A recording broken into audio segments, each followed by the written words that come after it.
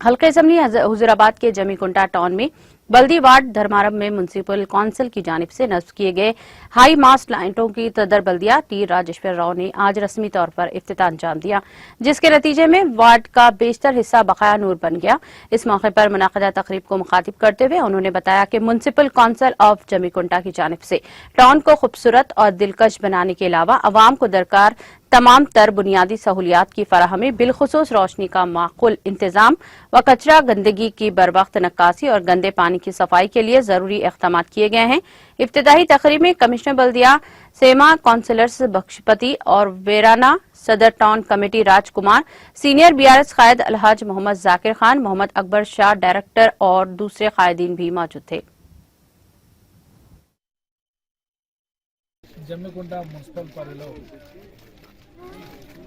ధర్మారం గ్రామంలో 2వ వార్డులో ముఖ్యంగా వార్డులో లైటింగ్ను ఇనాగ్రేషన్ చేసుకోవాలి.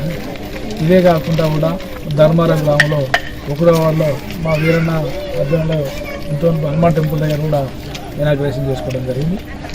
మున్సిపల్లో టౌన్లో ఏ విధంగానైతే డెవలప్మెంట్కి ఫండ్ పెడతామో వేల గ్రామాలకు కూడా దానికన్నా 10 రూపాయలు ఎక్కువనే పెడదాం. దానికి మా ఇద్దరు గౌరవ కౌన్సిలర్లు ప్రతిసారి మీటింగ్లో కూడా మా మున్సిపల్లో మేము కలిసినాము.